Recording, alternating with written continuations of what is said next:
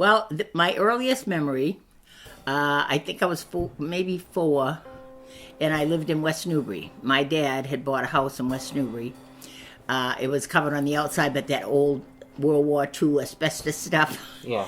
And I lived there with my mother and father, and then we had my sister Flo. She was 3 years younger than me, and she was my mother's favorite, and I was very, very jealous of that. But I was my dad's favorite, so it was okay. My dad you would have loved him. He was tall, 6 foot, great personality, and he loved animals. He didn't like to go hunting, and my Grandpa Taylor, my mother's father, wanted to make a man out of him, and he used to take him hunting. And my grandfather would come home with like a deer or something, and my father, one time he came walking in the living room with a horned owl that had a broken wing that he had brought home on a leash. and that's the kind of hunting that he did. He loved dogs and cats, and even when he was a little boy, he could train his dog to do anything. He could train it to just eat out of one hand. He could teach it to speak French. He grew up in a family of 13 children, and because there were so many kids, him and his brother slept in the loft of the barn, even in the winter. So he taught his dog, when he was sleeping in the loft, and he'd have to get up in the morning to take his dog out to go to the bathroom, he taught his dog to get into a basket, and he would lower him from the loft window onto the ground. The dog would get out of the basket, go to the bathroom, get back in the basket, and climb back up. We had a cat when we lived in West Newbury.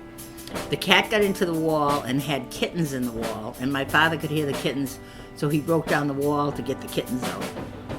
Another thing I remember was during World War II, we had to have blackout shades on our house, and if they ran a siren, you would have to pull down the blackout shade so that there was no light shining to the outside, and I remember doing that when we lived in West Newbury. My mother was exactly the opposite of my father. My mother was bipolar, highly, highly intelligent, but she really should never have been a wife and a mother. She should have been a businesswoman or something, because she graduated from Newburyport High, valedictorian of her class, when she was 15 years old. She won a scholarship to college. She went to Salem Commercial School, which was the only school that they would let girls go to in those days. You couldn't decide you wanted to be a rocket scientist or something. You had a choice of school teacher or businesswoman, secretary. So my mother went to the commercial school for 1 year, and then her father decided women shouldn't be going to school. It was a waste of their time, and so she had to get married. And I don't really know how she and my father met, but they did get married and had me. She had a hard time having her first baby. It took a couple of years.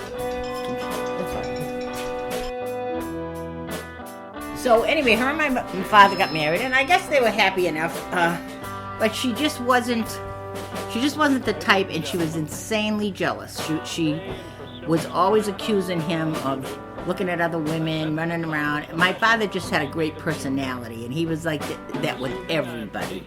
But according to him, he never, ever, ever did anything like that. She would fly into a rage over anything, and the house had to be perfect. And I remember for Christmas one year, and I couldn't have been more than 5 because I moved away from West Newbury shortly after that.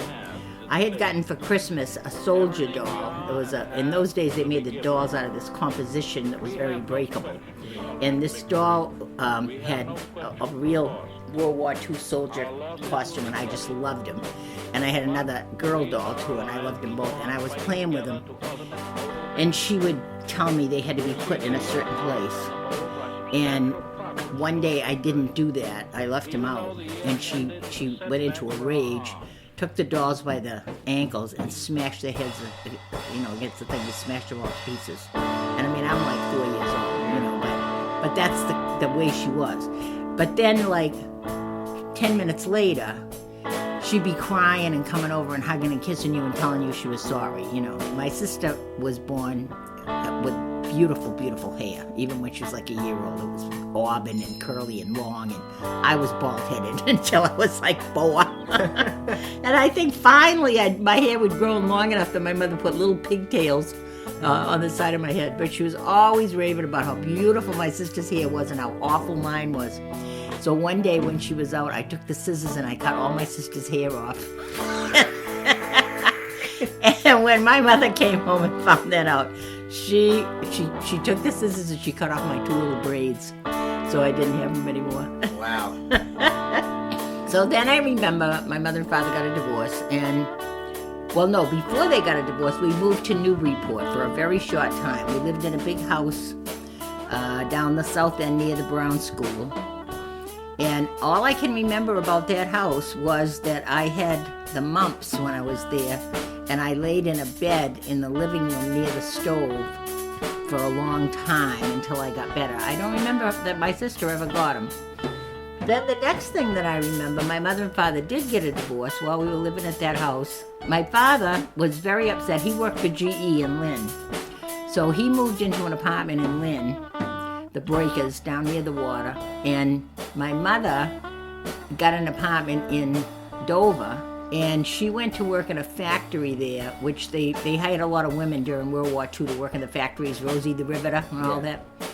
So she couldn't take care of my sister and I, so we went to live with her sister, Polly, her youngest sister, Polly, who at that time lived in a little town in Kittery, Maine, called Admiralty Village. Mm-hmm. And it was owned by the Navy, because both my uncle, my Aunt Polly's husband, and my grandfather worked for years at the Navy Yard. So Polly had a little tiny cape there, probably no bigger than your house, and she already had 3 boys of her own, and then she took me and my sister in. At the end of the road where we lived, there was big woods. And in those days, us kids could just go out and go wandering anywhere we wanted. So every day, us kids would go play in the woods. And we would pretend, if you went out by the water, you could see the big German prison over at the Navy Yard. And so we would always pretend that Germans had escaped in the woods and we were going to go out and catch them, even though we were these little tiny kids. The weekend, my dad would come down from Lynn on a motorcycle, because he didn't have a car. He would come down on a motorcycle, and he would take my sister and I, and we would go on the train back to Lynn, and we would spend the weekend with him at his apartment at the Breakers, which was great because it was right on the beach in I think Revere probably. And he would buy us all kinds of great things, dolls. I remember we had a real electric iron and stuff like that we just thought were wonderful. We would leave them there at his apartment. So that went on for a few years, and then my mother met Tom Lyons, who was an old bachelor. I guess she met him somewhere in Dover, or maybe she was in Newburyport. I don't really know, probably at a bar or someplace like that. And they started going out together, but he was like 20 years older than her. And he'd never been married or anything. And she wound up pregnant. So in those days, if you got pregnant, you had to get married. So she married him, and he bought a house in Newburyport on Federal Street, the one that my brother lived in for so many years. And Flo and I went to live with them. And that was great. And a short time after we moved in there, my little sister Eleanor was born. So we all lived there. My dad would come down still on the weekends to Newburyport and get my sister and I. And Tom was very jealous of my father because my father was so much younger and better looking and so forth. So he made a deal with my father after the first year or so. He convinced my father that it wasn't good for us to keep getting disrupted every weekend with my father coming down, and that if he wanted the family to be uniform and, grow together and so forth, that my father should not be in the picture. So he made a deal with my father that if he would go away and leave us alone, he wouldn't have to pay child support for the rest of his life. So for whatever reason, my father agreed to that. Now, he told me that he was really convinced that it was disrupting the family, but I'm not really sure about that.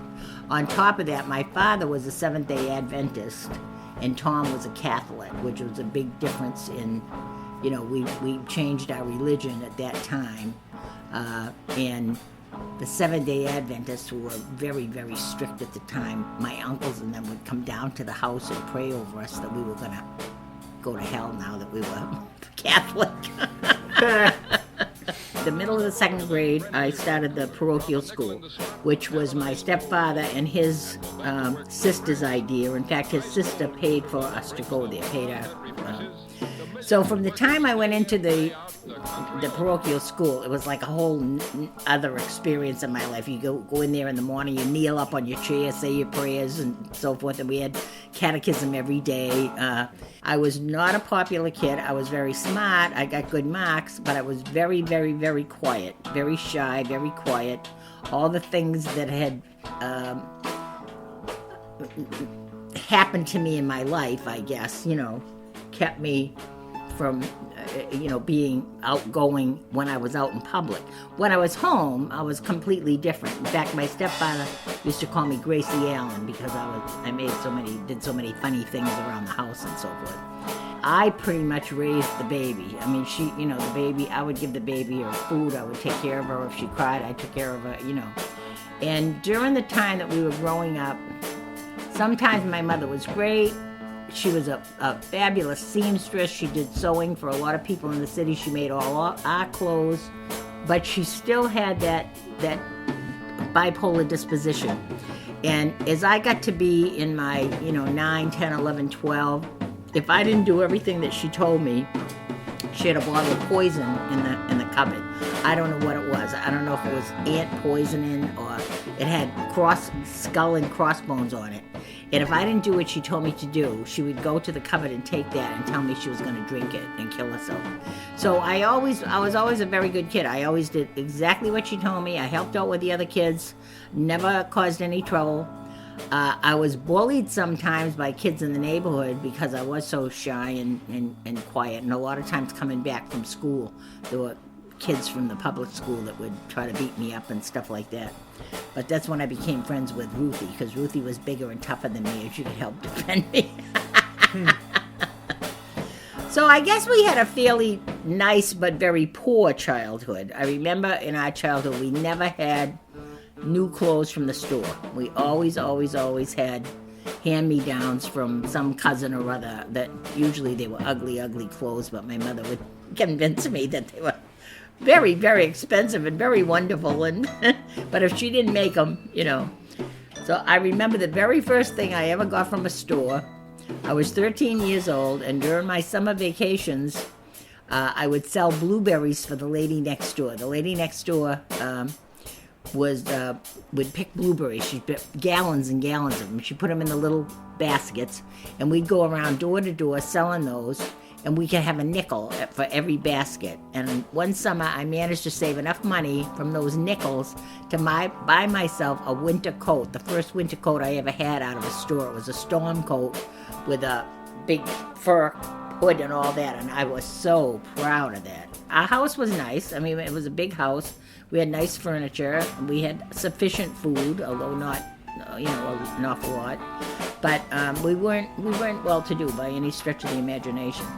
And Tom, because he had been an old bachelor for so many years, he decided that my mother should have X amount of dollars to run the house on. So he gave her $40 a week, and he probably made $60. I don't really know what he made in those days, but and to him that should be sufficient for all the household bills. Well, as time went on and things got more expensive, my mother was afraid to ask him for more money. So she had to keep trying to keep the house going on that. And as a consequence, she started borrowing money and charging stuff and everything and getting herself in trouble with it. And she got a job at night working for the Hydrone. And she would leave like 3 o'clock in the afternoon, and she would work until like 11 at night. She'd walk to the Hydrone and walk back, which in Newburyport, that's a couple of miles, I would say, And for a while she was happy because she was occupied and she was making her own money to help pay off some of her bills.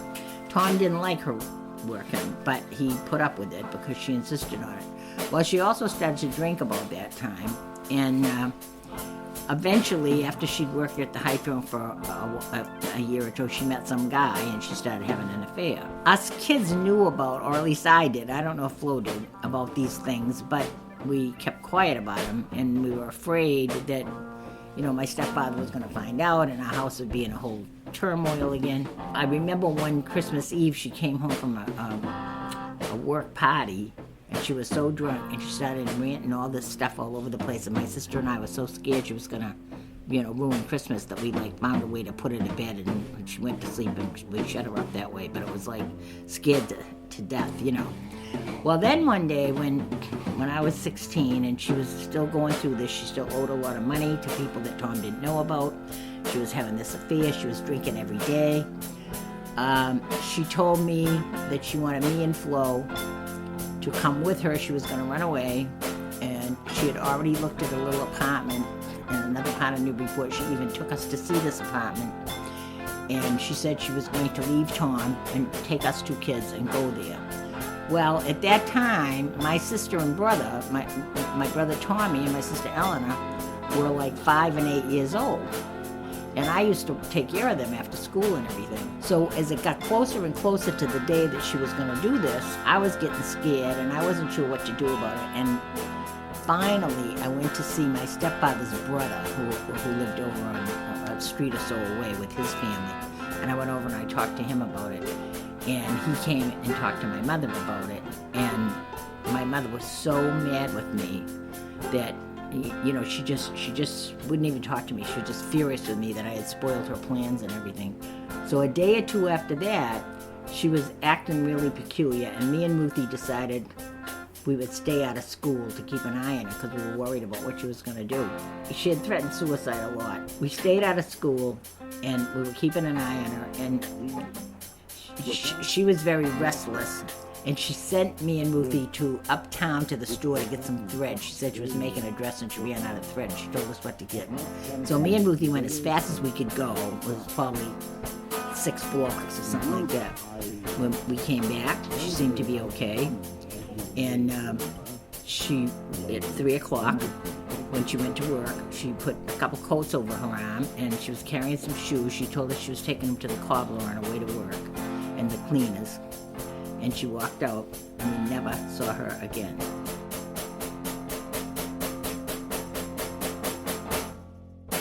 That night, about midnight, I guess, Tom woke me up.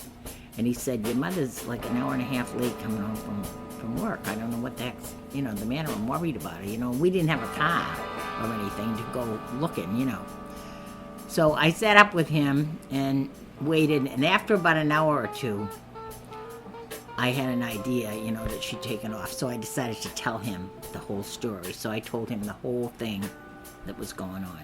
When it came morning, we called my mother's mother and father, who lived in Portsmouth. They came down. Everybody went to the police. We reported the whole thing. And supposedly the police, But we never saw her again, never had a trace of her again. And to this day, nobody knows what happened to her. All we know is she took off, After that, I stayed home. I was graduating from high school the next year. And I would have loved to have gone to college, but we had no money for that. Our only relative who had some money, we had an Uncle Dan Tinctum, who was a big shot at toll. And him and his wife, who were aunt and uncle to my mother, she had borrowed $900 off of them. So he lost his $900, and he was furious about that. Right. So, time just went on. I met Skip, because my sister Flo had brought him home one time, and I met him, and him and I were going out. That was the first boyfriend I ever had. And I graduated from high school, and I was pretty much stuck staying home, taking care of the other kids that were home, because there was nobody to do that.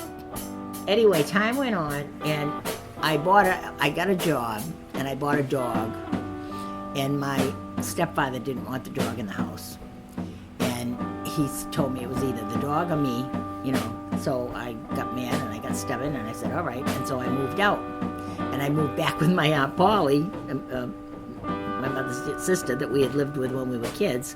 She was living in South Berwick at that time, and some of her kids had already left home. The boys had joined the Marines and so forth. But Skip kept chasing me. He kept coming down every weekend and staying at my aunt's house and, taking me out because he was afraid. He was very jealous too, and he was afraid I was going to meet somebody else. So finally my aunt, after a year or so, she said, I can't have Skip coming down here every single weekend.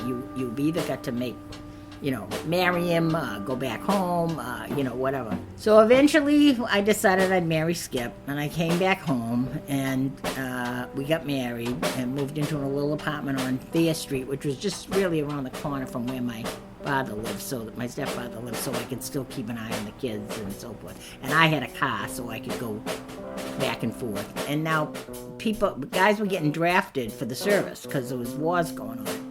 And Skip kept hoping that I would get pregnant so that he wouldn't get drafted. But 2 years went by and I didn't get pregnant. So it was, if he got drafted, he would have been in the Army, and he didn't want to be in the Army. He wanted to go in the Air Force. So at the end of after we'd been married for almost 2 years, he joined the Air Force. Day after he joined the Air Force, I turned up pregnant with your mother. So by the time he went to boot camp and came home again, I was already 8 months along with your mother. So his first tour of duty was going to be in California, up near San Francisco at Nevada, California. And he had a plane ticket to fly out right then. Well, he hadn't been with me during most of my pregnancy because he'd been in boot camp. And now all of a sudden he's going to take off and I'm going to be stuck in Newburyport, to have my baby by myself and everything. Yeah. I said, we're not doing that. I am coming with you. And he said, well, how can you come with me? Blah, blah, blah. I called my father, who was living in Long Beach. Now, in California, you got San Francisco way up here, and you got Long Beach down here. There's 800 miles between them. So even though it's the same state, it's a long way. Yeah. But I called him and I said, I'm coming out. I'm 8 months along. I'm going to stay at your house until I have this baby, and then I'll go with Skip. So he said, okay. So we drove cross country. It was probably April or May, because your mother was, April or May, because your mother was born June 4th. Now, this is the first time I've spent any time with my father, really, since I was 7 years old. I had seen him, once or twice. He had made the trip back when we were teenagers and so forth, and we'd seen him. But basically, I hadn't lived with him, and he was remarried, and I had a stepmother there. So the night that I had the baby, I woke up my father. My father jumped into his clothes, sped me all through all the red lights and everything in the middle of the night to get to the hospital to have your mother. It was really, I remember it really well because they had such modern equipment and everything, and they set up mirrors so that you could see what was going on with the baby and everything, Yeah. So the only trouble was I got sick to my stomach in the middle of it, and I was heaving my brains out all during the time that I'm supposed to be enjoying, watching my baby being born. So your mother was born, and the next day we called Skip.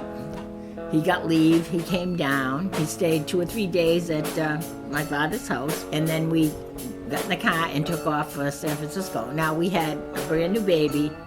No place to live in San Francisco, no place to live. Nothing but, what I had with me for the baby in terms of, food and so forth and so on, And it was so hot on the trip going up because it was June in California. We went through Fresno and stuff. It was 100 degrees or something. Your mother got a heat rash all over her, and she's crying. We took her out of the car in Fresno, I remember, and I don't think we had air conditioning in cars in those days. And we took her out and just stripped her and let the wind, blow on her to try to get rid of that rash and everything. I didn't nurse, so we had to keep baby bottles and stuff like that, with us.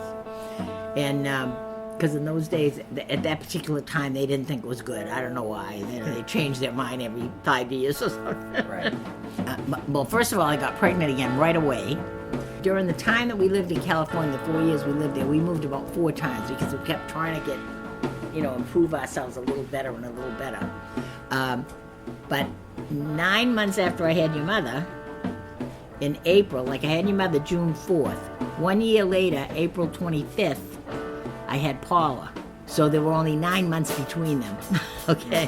When I had Paula, she was born in a service hospital. Now, a service hospital, you got women, 12 beds in a room, When you go in to have the baby, there isn't necessarily a doctor on duty. There's whoever happens to be kicking around. You got all these guys who are really residents, like of who haven't completed their residency and stuff like that are in the service, Yeah.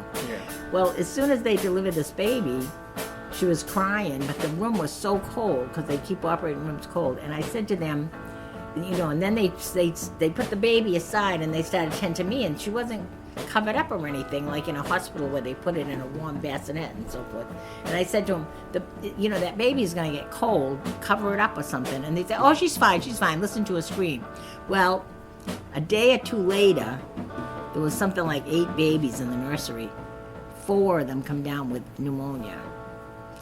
And mine was the smallest one. So she had pneumonia for like 3 days. And I got the priest in to baptize her and name her and all that. And then one afternoon I heard a big rustle out there, and the nurse was running down the corridor screaming and blah, blah, blah. A few minutes later, and they came, pulled the curtains around my bed and told me that the baby had died. So here we are, we're like, I'm like 21, Skip is like 22, 23, something like that. And we got, we have no money. He was an airman third. He's probably making $65 a month or something, Now we got to figure out how to bury this baby and everything. No family. So we did. We went to the church, and they told us they had a special place where they put babies and blah, blah, blah. So, we took care of all that anyway. In the meantime, when I went back to the doctors, because mind you, we're going to military doctors too, so everything that you get, you're waiting in long lines, So I wanted to get some form of birth control, but everything that they would give me wouldn't agree with me or something, so I turned up pregnant again. So Paula was born on April 25th. She died on May 2nd. 1 year later to the day, May 2nd, Kip was born. Same hospital, same. So he was fine, he was a beautiful baby. Everything was fine, We were living with another couple by that time because we got no place, we got no money to do anything different. And so one night, I was at somebody's house with your mother. She was just toddling around because she started walking when she was a year old.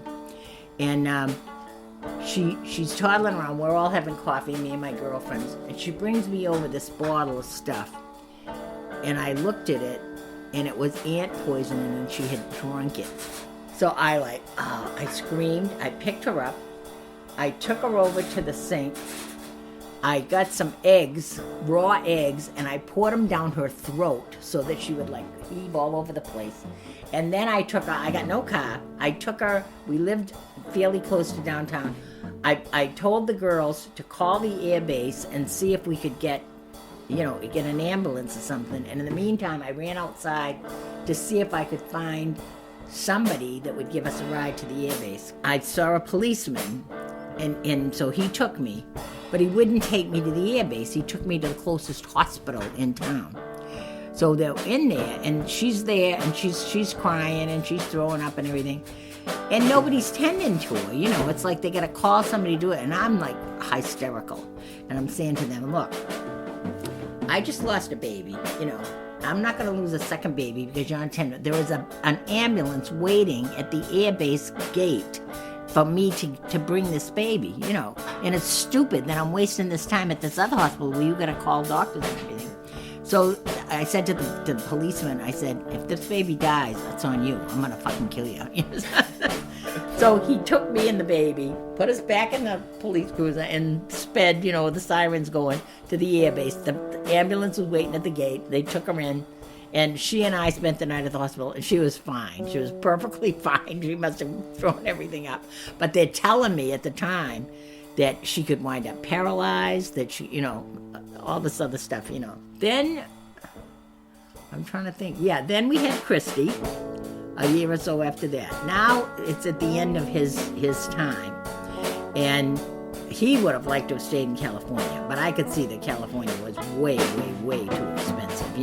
In those days, a house back here was like $10,000, and out there it was $100,000. So we packed up what stuff we could, and we moved back. So we moved into that house think I might have been pregnant with Todd at the time that we moved in there. And so we lived there until all the kids were grown up. The kids all went to parochial school until the 8th grade, and then they went to public school because the parochial high school had closed some years before that. But because they went to parochial school, they weren't entitled to buses and stuff like the other kids. So I started fighting that. I started going to meetings and with the school committee and all that stuff and fighting that. And when your mother was in high school, they had some kind of a play that I thought was completely not nice for kids to be seeing, the content of it and so forth. So we had a big meeting about that. And that night, because I was fighting the school committee almost single-handedly in the auditorium at Newburyport High School, the women in the audience wanted me to run for school committee. And first I said, no way. I'm much too busy with my kids. I don't have time for that or anything. And at that time, that's when we found out that Kip had leukemia, too. And he was supposed to be starting first grade, and he would have had to walk from our house to the parochial school. So I was using that also, that our kids, I having to walk, to that school across the highway and everything when, they should have a bus just like the other kids. So I ran for school committee. I won. I got more votes than the mayor that year. And so from then on, I was on the school committee for 8 years. So anyway, that went along for a while. Everything was fine there. And then it got to a point, me and Skip had been having trouble for a long, long time because I didn't really marry him because I was madly in love with him. It was the situation at the time that I was in between not having a mother, not being able to go to school, not having a place to live, and he was the only guy that was chasing me. So we got married, and we were good friends. We ran our home very well and everything, but it was no great romantic, Romeo and Juliet or anything. And by the time the kids got into high school and so forth, I was very, very, very unhappy in my situation. I just felt like for the rest of my life, I'm going to be in this situation where I don't really love my husband, where we don't really see eye to eye on what we want to do, what we want to retire, I knew I wanted to travel, I knew I wanted, and we didn't see eye to eye on any of those things. So I never mentioned divorce specifically to him, but he knew that I was unhappy, and he was traveling at work, and he would come home from wherever he was traveling for 2 or 3 days and question me about all kinds of things. He was still very jealous. He didn't want me to work, and the kids were growing up, and I worked part-time at Bergson's, but he didn't want me to get a full-time job. I had no resume anyway or education to go get something. So there was a lot of dissension about those kind of things. And then one day he was away in Washington or something, and I was still on the school committee, and the city every single year put on this big production called Anna Jake's Hospital Follies. And they would have all the people in the city who had big jobs in the city or whatever, or it might be an undertaker or a dentist, a doctor, would be in this big show. And they would bring a person from New York who would put on the big production and everything. And it was wonderful. It was like a show you go see in New York. So I was a chorus girl in this big show. And so I had all these costumes that were really, risque and so forth. So he happened to come home from Washington one night that I was in the bathroom getting ready for the dress rehearsal for this show. And I told him I was in the show, but I guess he hadn't paid a lot of attention. And I'm in fishnet stockings and this black cabaret. And he walked in and said, "Where the hell do you think you're going dressed like that?" I said, "It's rehearsal over at the middle school for our big play that's going to be on the weekend. You're not going out of the house dressed like that." I said, "Well, I certainly am. They're expecting me. I've been practicing for the past couple of weeks, and, So he started in on me, and I don't know what made me say it, but I said, "You know what? I'm divorcing you. I've had it with you. I'm divorcing you." He said, yeah, all right. I said, "No, I am. I will stay with you." It was like November or something like that, September or November. I said, "I will stay with you until Christmas because I don't want to disrupt the house for the kids at Christmas. But New Year's Day, I'm out of here." Well, that started a whole big thing. He went out in his car, and he's racing his car up and down Lower Street 100 miles an hour. The kids are all standing on the porch watching. He's going to kill himself. He's going to, all big. But I sat down with all the kids. I talked to him. I explained to him what I was going to have to do. Kelly was already in college, and Duncan and Todd were in high school. The only one that was really little was Jeremy. He was 8 years old, and I really didn't want to put him through it, but I just didn't feel like I could deal with this anymore, And the girls promised me that they would look after him if he didn't want to come with me and so forth. So I decided I wouldn't touch the house. I wouldn't take anything with me. I would leave everything exactly as it was for the kids so that nothing would be disruptive with them. And I would go live with my sister Eleanor. I went to see a lawyer, and he told me I had to live away from home for 30 days before I could file. So we went through Christmas. The kids even gave me Christmas presents for my new apartment. They gave me towels and dishes and stuff like that, the ones that had jobs. And Skip and I went out for New Year's Eve. When we kissed New Year's Eve, I said, that's it. And tomorrow I'm moving out. And I did. I moved out with Eleanor. Skip kept the house until Jeremy was, grown. But Jeremy soon became very disenchanted with living home by himself because the boys were in and out. They became very wild after I left because I kept a tight rein on them and Skip didn't. And they were over Salisbury Beach drinking and all, So Jeremy started coming to me and Rick's. I met Rick probably a year after I left home. And so I got a job at the phone company, but I didn't like the hours. And so after I met Rick, he didn't want me working at the phone company. It was just like 2 o'clock in the morning or something like that. So that's when him and I bought the restaurant and opened that up and so forth, What was the restaurant called? Effie's Place. And where was it? On Merrimack Street in Newburyport, right down from the Toll Silver Shop. It's still there, but they call it the finest kind.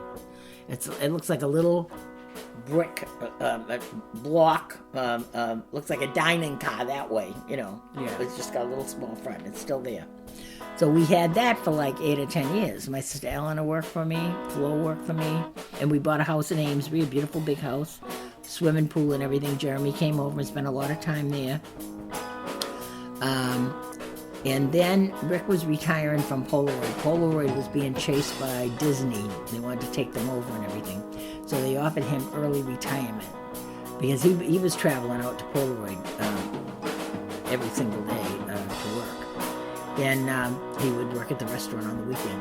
So after they offered him the early retirement, we decided, well, maybe it's time to close the restaurant. We were beginning to lose a little business, although we'd had a hell of a time there. Everybody loved it. Every Friday, me and Flo and Eleanor would dress in some kind of costume. Every single Friday it was something different. And I have a little booklet of all the pictures and everything from the restaurant. So our plan was we were going to live summers in Wolfboro and winters in Las Vegas. But after Rick got cancer, and he got cured of it, his whole attitude about life just changed. He became very, very paranoid about every little thing. Like, he did janitorial work at the school, and he would, examine the bottle to see what could be in there that might have given him this cancer, Him and I had planned to travel for our retirement, and we had traveled one time to Europe. We'd gone to Paris and London and Rome, but the next time that we planned a trip after he had cancer, we got right up to the week before and he didn't want to get on the plane, and he wouldn't say that was it. He wouldn't say that he was scared of getting on the plane. He wouldn't say that it was because if he had, he might have been able to get psychiatric help and gotten cured of it, but he wouldn't admit it. He would make excuses for it, like he would say he couldn't get out of work. Well, he was only a part-time janitor in Wolfboro, So I took my sister on that trip because we already had the plans all made and everything, So there was a whole bunch of things like that he wouldn't admit there was anything wrong, but he would. So we bought the house in Portsmouth. My sister and John came to live with us, and I think my sister Flo was like my mother in terms of being bipolar, in terms of being, it take me another hour to tell you about her life. But I think while we lived I think she helped to sabotage the restaurant, and I think that she helped to sabotage my marriage. Because I think she would, every time Rick was living in Wolfboro, in our house in Wolfboro, he would come down to Portsmouth on the weekends, and she would make him and her husband Italian food and everything. And so I think she would tell him little things or stories or make up things, because I was working down here, And I had a couple of gay friends that worked with me at CCS, like Lino. And, he had a husband and everything, but he would come to my house once in a while because we were friends. We'd go out to the movies or something. I think she was telling me things like I was having men in or something like that. I don't know, but there's a lot of different things. And at any rate, at some point, Rick told me he wanted a divorce. We'd been married 16 years. Skip and I were married 25. So we did. We wound up selling that house, getting a divorce, and I moved on. When did you start writing? Right after I had gotten my divorce from Skip. Like I said, I hadn't worked in 25 years. I had a high school education. I had been a bookkeeper before that, and I had good marks in school. But I had no education other than high school, and I hadn't worked in 25 years, and now I was going to have to support myself for the rest of my life. So I managed to do it, and I had no knowledge of computers, which were big, then. So once I had accomplished that, once I had found a way to do that, and I knew other women who were in the same boat, that's why I wrote the first book that I wrote, because I wanted to write down step by step how I had done that. And a lot of people got the wrong idea by the title of that book, because it said How to Be Hot at 60. A lot of people thought that meant how to be sexy, how to be, especially since I had a leg on the cover. It was actually how to be hot meant how to be in the world, how to be one of the people of this time, you know what I mean? Hot in that you could find a job, that you could accomplish something, So, the first book was about that, and I'm really not a good writer, and I know I'm not a good writer, but I just put it down the way I'm talking to you, and at least the information is there, because I would love to have a book or a journal or something written by my mother or by my grandmother that would tell me, what their life was like, what they did or didn't do that they wish they did or didn't, you know what I mean? And so then I moved to the condo, the Springbrook condo, and not long after that I met Jimmy, and then we went on from there. We lived there for a little while, decided we wanted money to travel, sold the condo, used that money, and we've traveled the world. We've been everywhere, from China to Israel to New Zealand and Australia and all over. What are some of the best places? What are some of your favorite places that you've been? Well, there's a lot for different reasons, Probably my very favorite place, if I was going to spend any time, would be Italy. I love Italy, and I love Greece. I love the Greek islands. They're just wonderful, wonderful. But you can't spend a long time in Athens, for instance, because the pollution is so bad that if I'm there for a week, my throat gets all, choked up, and I just can't stand there. So then we'll go out to the islands, Santorini, and they're beautiful. But there's not a lot to do there. It's very quaint and so forth. I love the island of Rhodes, which is a wonderful, wonderful place. And then China, too. We've been there 3 times. And I had always wanted to go to see Xi'an, where the warriors are buried. I had seen that way back when I lived on Low Street, and that was first discovered, that National Geographic put that in their magazine. I always wanted to go there, because you imagine this city, this underground, these soldiers are all standing. They're the size of men and horses, real size, and there's like 60,000 of them buried underground, just standing there protecting the tomb of some emperor, And they've been digging these up for years and years and years, and they're still digging. And I wanted to go to that dig and see what it's like. And now they have them all lined up, and the dig is covered over now. So you go into this huge room, and all these soldiers are all lined up, and the horses and the chariots, and they dug them all up underground. I mean, it's amazing, amazing, amazing. And now they're still digging them up. They're still under there. They haven't even found the tomb that they're protecting yet. And it's gone on since, since the 70s, well, before that even, the 50s and 60s, I think, Now they've discovered, because once they're dug up and they're exposed to the air, they're like a gray color. But they said underground, they're bright colors. But when they bring them up and they expose them to the air, they turn this gray color, and all of them that are there now. So now they're trying to find a way that they can dig them up and have them be the natural color, So that was amazing. And then, nothing is more amazing than climbing the Great Wall of China. We walked to the top of it, and it's like, that's just... Any of the things that were built back, way back further than we can ever remember, way back, thousands and thousands of years ago. And you see how massive they are, and how could anybody who did not have modern equipment build something like that? So that goes for the Colosseum, the Great Wall,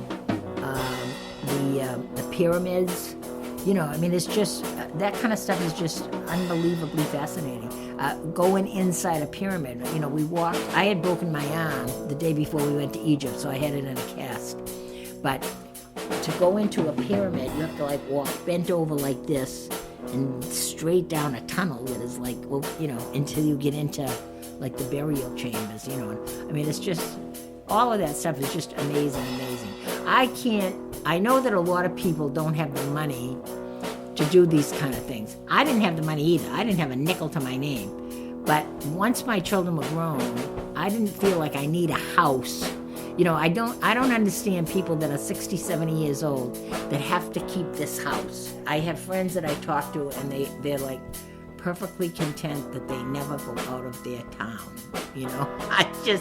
It's just so far above what I believe. I just can't even imagine it. You know what I mean? It's just, get rid of the house, take that money, and travel. See, before you die, see what the rest of the world is like, because I can't imagine getting to my age and not having seen all that stuff.